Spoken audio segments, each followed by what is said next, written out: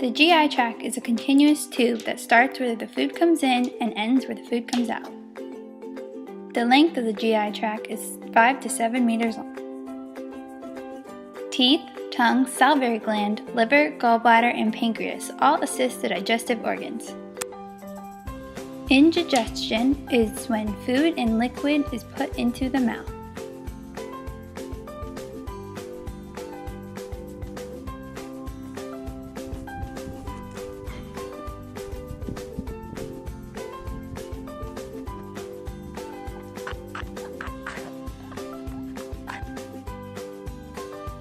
Secretion is when the cells within the walls of the GI tract produce secretions to aid in the chemical breakdown of food. Each day, a total of 7 liters of water, acid, buffers, and enzymes are released. Mixing in propulsions is when the walls of the stomach contracts and relaxes to mix the food and propel them along. This is called motility.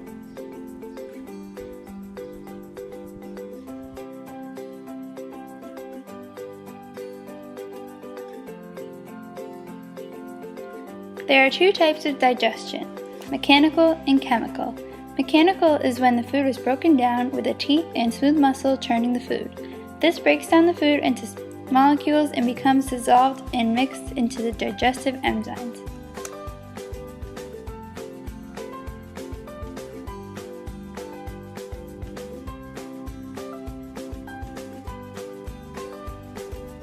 Chemical digestion is the breakdown of large carbohydrates, lipids, proteins, and nucleic acid molecules.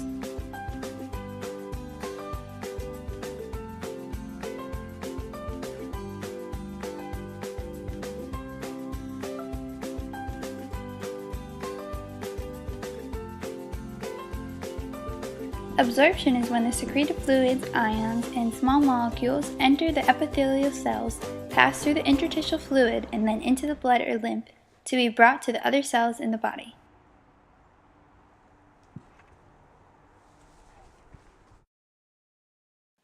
Defecation is when waste, ingestible substances, and bacteria cells shed from the lining of the GI tract.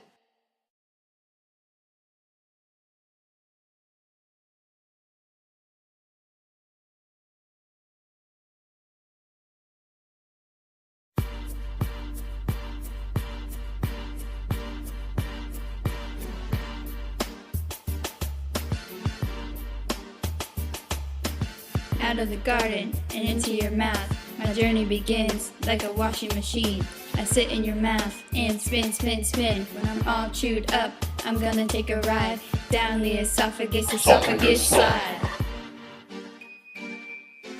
I'm a piece of food going down.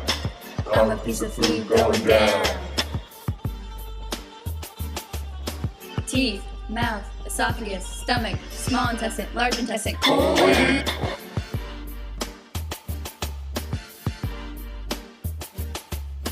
Now I'm in the stomach, a muscular sac. I've been mixed up, hopefully not going back. Gastric juices will help me dissolve. My proteins are exposed to their peptide bond. I'm a piece of food going down. I'm a piece of food going down. Teeth, mouth, esophagus, stomach, small intestine, large intestine, colon.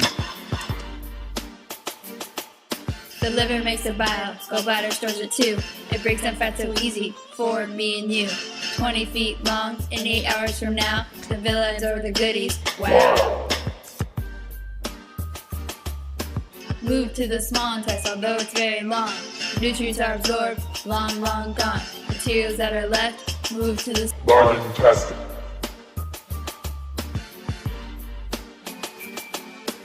I'm a piece of food going down. I'm a piece of food going down. Teeth, mouth, esophagus, stomach, small intestine, large intestine, colon. Large collects plant fibers, recycles water too, contains a few bacteria to help break down the food. All that food, really good to taste, in just one day it'll all be turned to waste.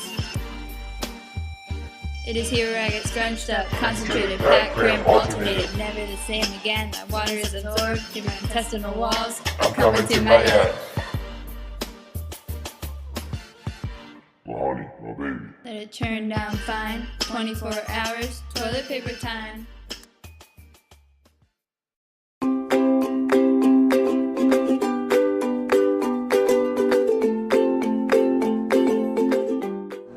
It is very important to keep your digestive system healthy with these 3 important steps. Step 1. Exercise. Go!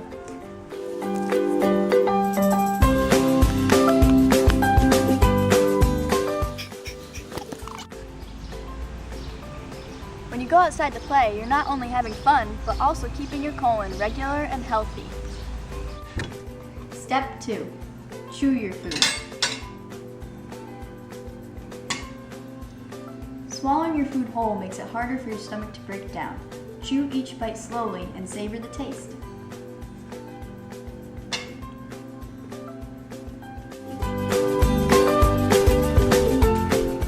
Step 3. Eat healthy. Although junk food may taste good, it's harder for your stomach to break down all those fats and sugars.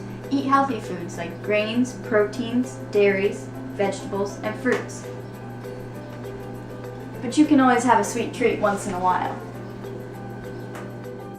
The food pyramid is a great way to break down what should be on your plate during breakfast, lunch, and dinner.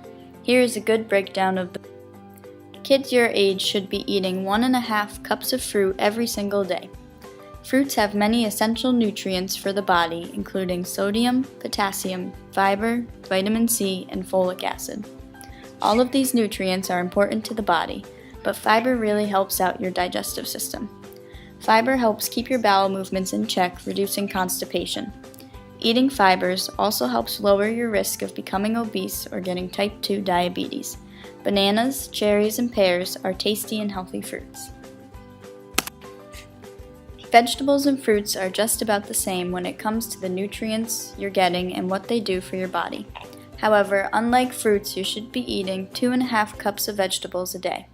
Potatoes, green beans, and spinach are all excellent vegetables to eat.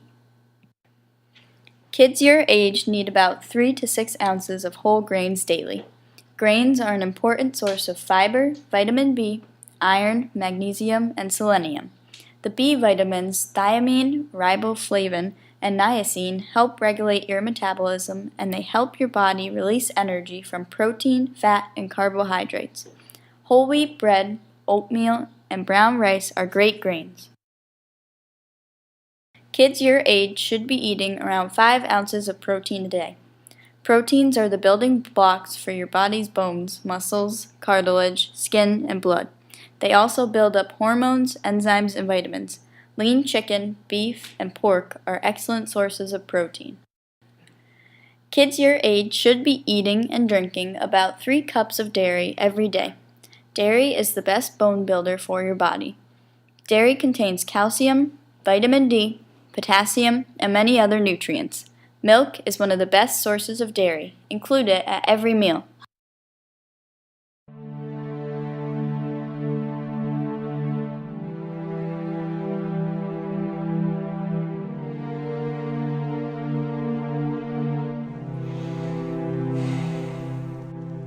There are many serious problems as a result of unhealthy eating habits. One problem is bulimia, which is a disease where people will binge and purge. Binge means to eat a lot of food in a short amount of time. To purge means to eliminate all that food they just ate by either vomiting or taking laxatives to quickly get rid of all that food. The problem with all that is that it gets rid of much needed nutrients. One much needed nutrient that gets eliminated is the nutrient potassium. This disease can arise from stressful situations such as a big move or divorce of the parents. Anorexia, on the other hand, is a disease where people will try to starve themselves, meaning that they won't eat for days. People with anorexia will cause damage to their heart, liver, and kidneys. Like bulimia, anorexia will cause the people to lose essential nutrients. A sign of anorexia is major weight loss, headaches, and dizziness. Obesity means that people have excess body fat. Kids who eat too much unhealthy food and don't exercise enough are at risk of developing childhood obesity. Kids who are obese have a high risk of developing prediabetes, a case in which the blood sugar is so high that they show signs of developing diabetes. As well as prediabetes, obese kids have a high risk of developing cardiovascular disease, or disease of the heart. A study was done for kids 5 to 17 years old and found that 70% of all those kids had a high risk factor of developing one risk of cardiovascular disease. Long-term effects of childhood obesity are development of all kinds of cancer, such as colon, thyroid, breast, pancreas, and many others.